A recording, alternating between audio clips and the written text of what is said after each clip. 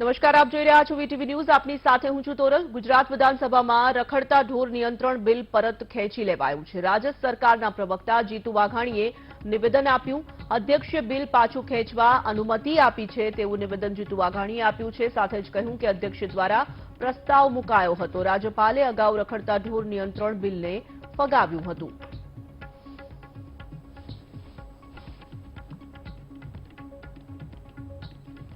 ઘણા લાંબા સમયથી આ બિલને લઈને ચર્ચાઓ પણ ચાલી રહી હતી, વિરોધ પણ કરવામાં આવી રહ્યો હતો. આખરે ગુજરાત વિધાનસભામાં રખડતા ઢોર નિયંત્રણ બિલ પરત ખેંચી લેવાયું છે. આ જ વિષય પર વાતચીત કરવા માટે આપણી સાથે ગેસ્ટ પેનલ જોડાઈ છે. બીજેપીમાંથી નેતા ભરતભાઈ દેસાઈ છે આપણી સાથે, તો કોંગ્રેસમાંથી નેતા રઘુભાઈ દેસાઈ જોડાઈ ગયા છે. આપ બંનેનું સ્વાગત કરીએ છીએ. ભરતભાઈ, શરૂઆત આપનાથી કરવા માંગીશ. આખરે જે રીતે સતત વિરોધ થઈ રહ્યો હતો, ખૂબ ઉતાવળે આ બિલ તો લઈ આવવામાં આવ્યું, પરંતુ આખરે વિધાનસભામાં રખડતા ઢોર નિયંત્રણ બિલ પરત ખેંચી લેવાયું છે. પરંતુ બિલ પરત ખેંચાતાની સાથે જ અનેક પ્રશ્નો હજી જે છે તે યથાસ્થાને જોવા મળી રહ્યા છે. જે રીતે રખડતા ઢોર નિયંત્રણ બિલ બનાવવામાં આવ્યું હતું, માલધારીઓનો વિરોધ તો હતો, પરંતુ સામે પક્ષે પ્રજાની હેરાનગતિ પણ હતી. હવે શું કરશે સરકાર? સૌપ્રથમ તો માનનીય હાઈકોર્ટની વારંવાર ટિપ્પણી બાદ ગુજરાત સરકારે ક્યાંક ને ક્યાંક રખડતા ઢોરનો જે ઇસ્યુ હતો એમાં વચ્ચે આ જે બિલ છે લાવવાની જરૂર ક્યાંક પડી હતી. પરંતુ જે પ્રમાણે માલધારી સમાજનો વિરોધ હતો, જે પ્રમાણે એક સમજણ આપું તો કે બિલ જ્યારે પસાર થાય છે વિધાનસભામાં, ત્યારબાદ એ રાજ્યપાલ જોડે જતું હોય છે, ગેજેટ એનું બનીને પછી એ કાયદો બનતો હોય છે. પરંતુ ક્યાંક ને ક્યાંક અમારા માનનીય પ્રદેશ પ્રમુખ સી.આર. પાટીલ સાહેબ તથા અમારા ગુજરાતના સંવેદન મુખ્યમંત્રી ભૂપેન્દ્રભાઈએ ત્યારે જ માલધારી સમાજનો વિરોધ જોઈને એમ કહ્યું હતું કે આ સમાજ ભોળો સમાજ છે, પશુપાલન સાથે જોડાયેલો સમાજ છે, દૂધમાંથી એ પશુપાલન કરીને એની જે આજીવિકા છે કરતો સમાજ છે, એટલે એને હેરાન ન કરીને અમે આ કાયદો અત્યારે હાલ પૂરતો સ્થગિત કરીએ છીએ. આવતું જયારે વિધાનસભાનું સત્ર મળે ત્યારે આ કાયદો અમે પરત પાછો વિધાનસભામાં મોકલીને આ કાયદો રદબાતલ કરીશું. એ જ આજે ભારતીય જનતા પાર્ટીની સરકારે જે માલધારીઓને વચન આપ્યું હતું થોડા દિવસ પહેલા, એ આજે પૂરું કરેલ છે.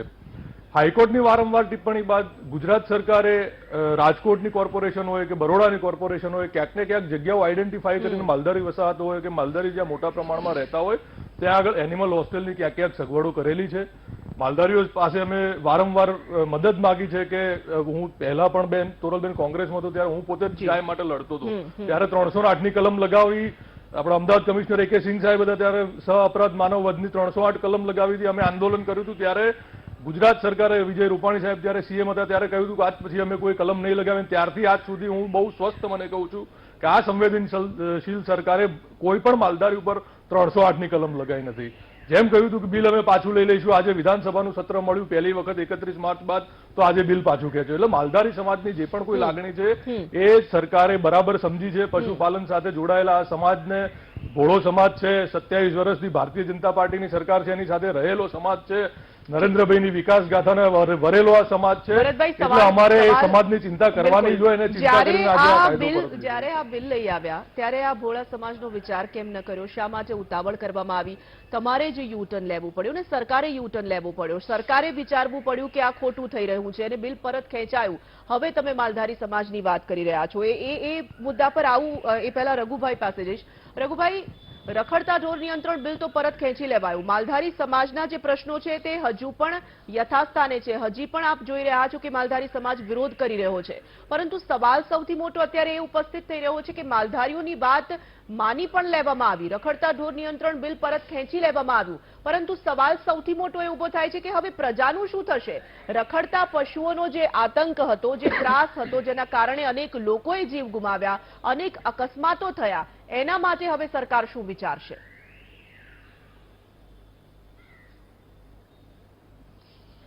રખડતા ઢોરોનું બિલ જે દિવસે સરકાર લાવી એ દિવસે જ અમે કીધું હતું કે આ વણ વિચાર્યું પગલું છે. કોઈ પણ અભ્યાસ વગર સરકાર આ બિલ લાવી હતી. શહેરી મતદારોને આકર્ષવા માટે ચૂંટણીઓ આવી રહી હતી એટલા માટે આ બિલ લાવવામાં આવ્યું.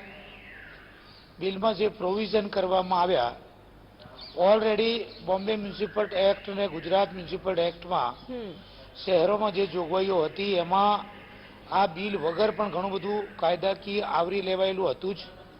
છતાં સરકાર આ બિલ લઈને આવી લીપાપોતી કરી રહી છે. મજબૂર થઈને માલધારી સમાજના મતની બીક લાગી એટલા માટે સરકારે આ બિલ પાછું ખેંચ્યું છે. સરકારને અમે કહેવા માંગીએ છીએ કે અમારા હજુ પણ ઘણા બધા પ્રશ્નો છે. પ્રજા નાગરિકો પરેશાન જે થાય છે, એક્સિડન્ટો થાય છે, લોકોના મૃત્યુ થાય છે ગૌ માતાના કારણે, પશુઓના કારણે, એના લીધે અમે પણ દુઃખી છીએ. સરકારે આની વૈકલ્પિક વ્યવસ્થાઓ કરવી જોઈએ.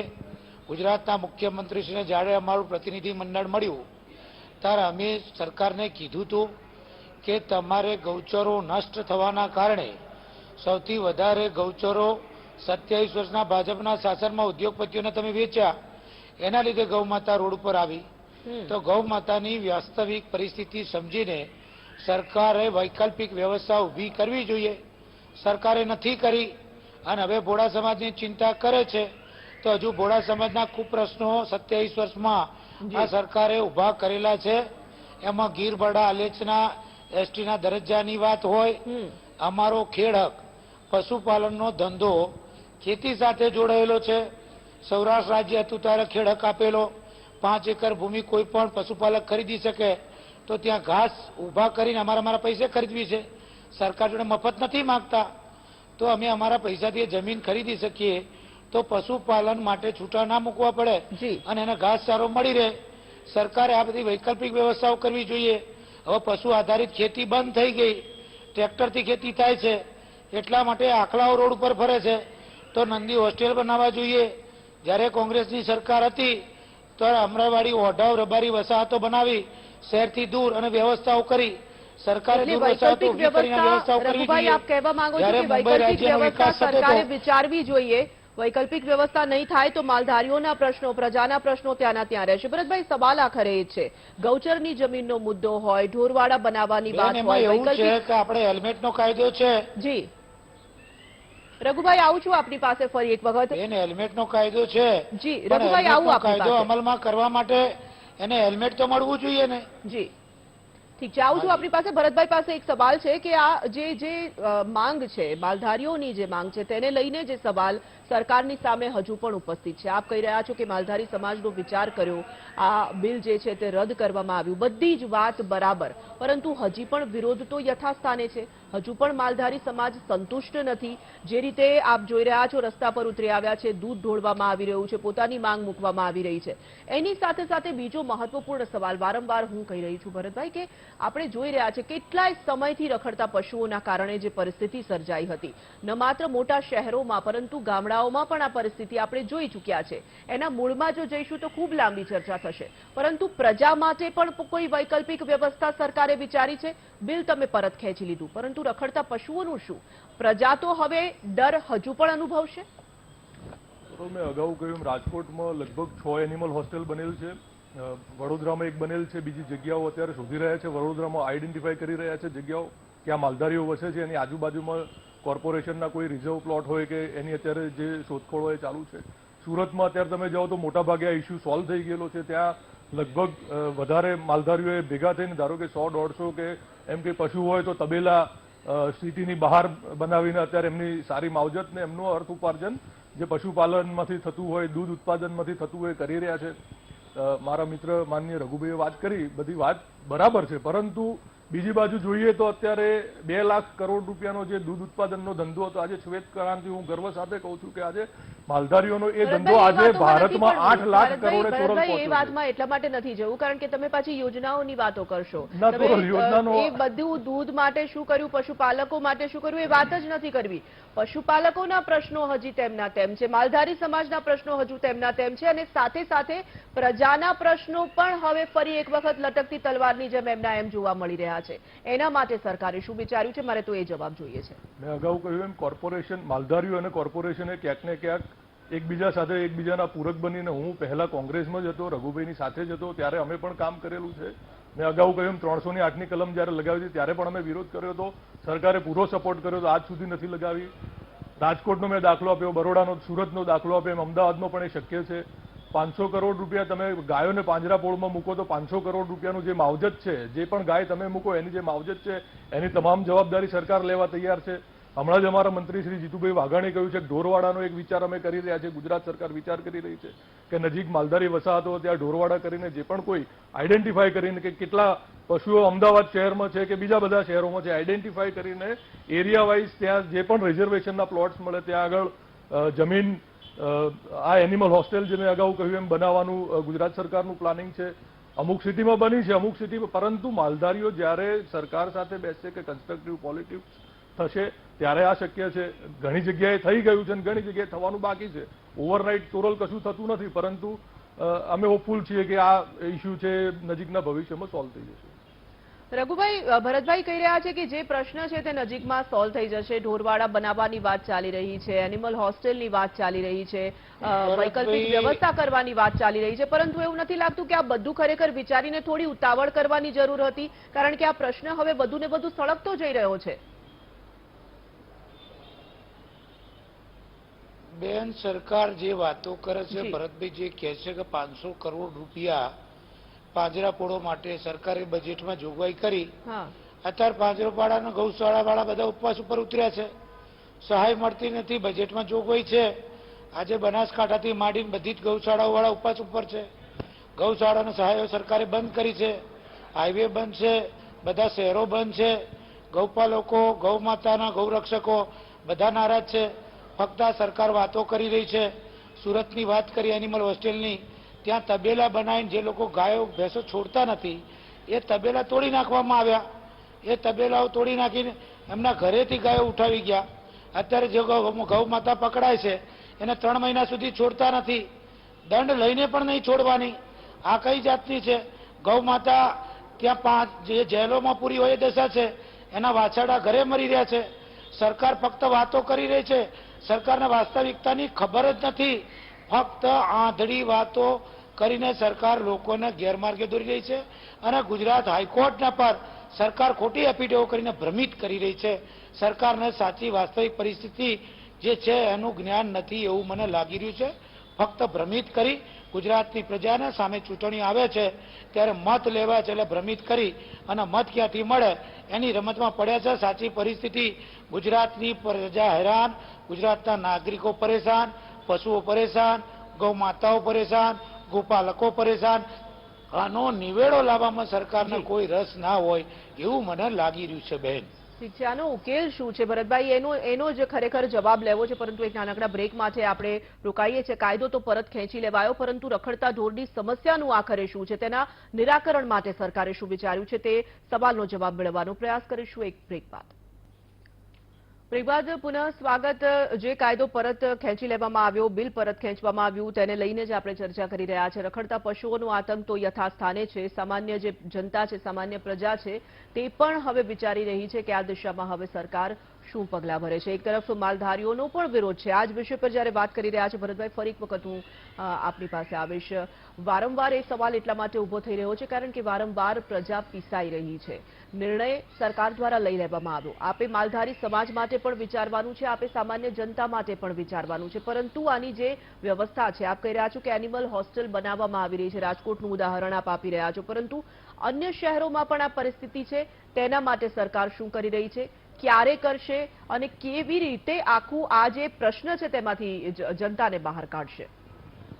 ઓવરઓલ 2017ના વિધાનસભાના ઇલેક્શન પહેલા ગુજરાત સરકારે એક જે ગામતળનો જે 1968થી જે લટકતો આખો ઇસ્યુ હતો એને ગામતળના ઇસ્યુને એડ્રેસ કરીને રેવન્યુ ડિપાર્ટમેન્ટે ગામતળના જે વાડા હતા એને રેગ્યુલર કર્યા હતા. 156 નગરપાલિકાઓને જે પણ ગ્રામ પંચાયતો અને નગર પંચાયત ત્યાં બધું જે પણ કોઈ આ રખડતા ઢોરનો જે ઇસ્યુ છે કદાચ મેગા સિટી મેટ્રો સિટીઝમાં જ છે, બાકી નાના જે કોઈ ટાઉન્સ છે એમાં આવો પ્રોબ્લેમ છે નહીં, કારણ કે ત્યાં ગામતળનો જે ઇસ્યુ હતો રેવન્યુ ડિપાર્ટમેન્ટે કારણ કે ત્યાં હજુ પણ ગૌચર છે. મોટા શહેરોમાં ગૌચર ગાયબ થઈ ગયા છે અને એ પ્રશ્ન પણ માલધારીઓ ઉઠાવી જ રહ્યા છે. બિલકુલ.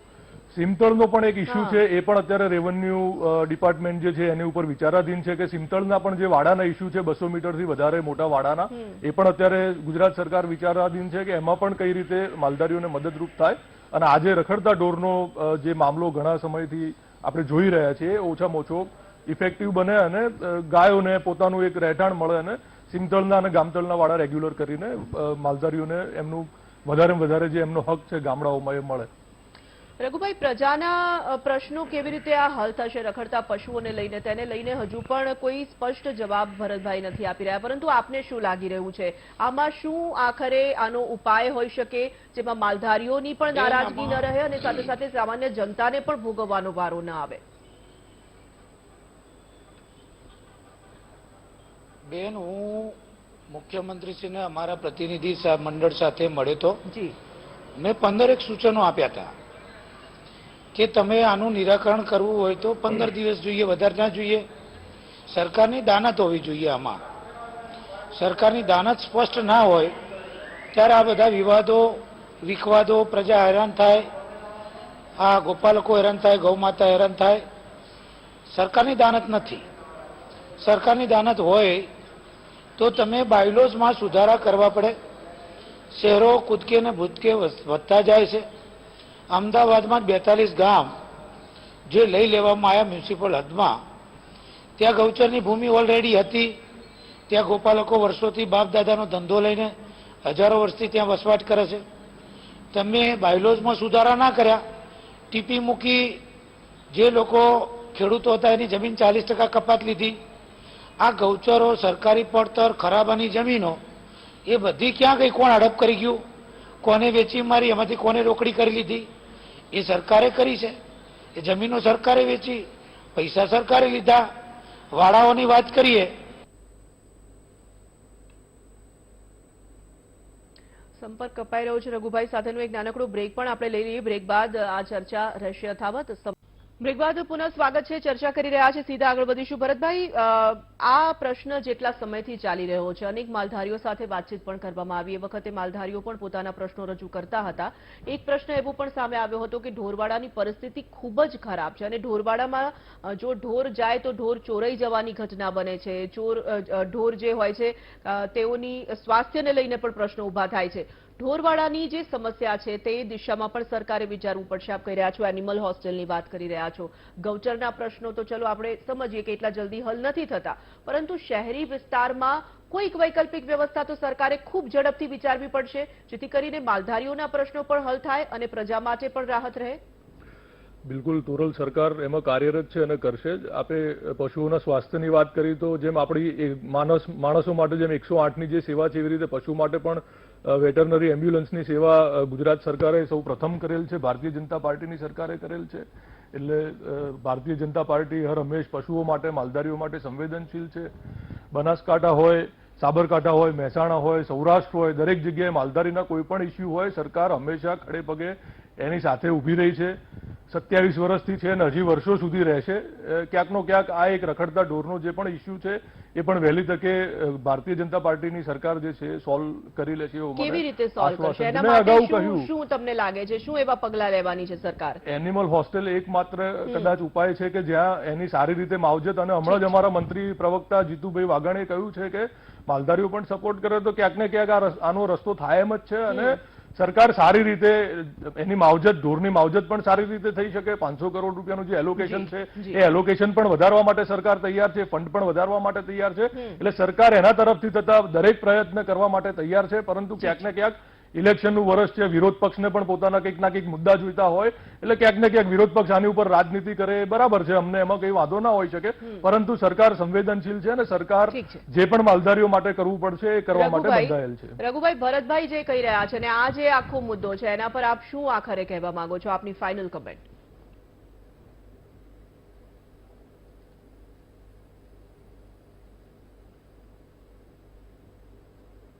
રઘુભાઈ, મારો અવાજ પહોંચી રહ્યો છે આપના સુધી?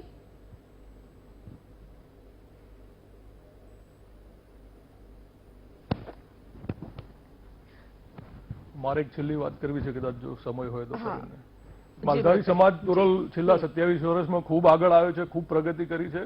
એટલે વિરોધ પક્ષને પણ મારી એક વિનંતી છે કે માલધારી સમાજને વારંવાર આવી રીતે કઠેડામાં ઉભો રાખીને સામાજિક વૈમનસ્ય ન ફેલાવે.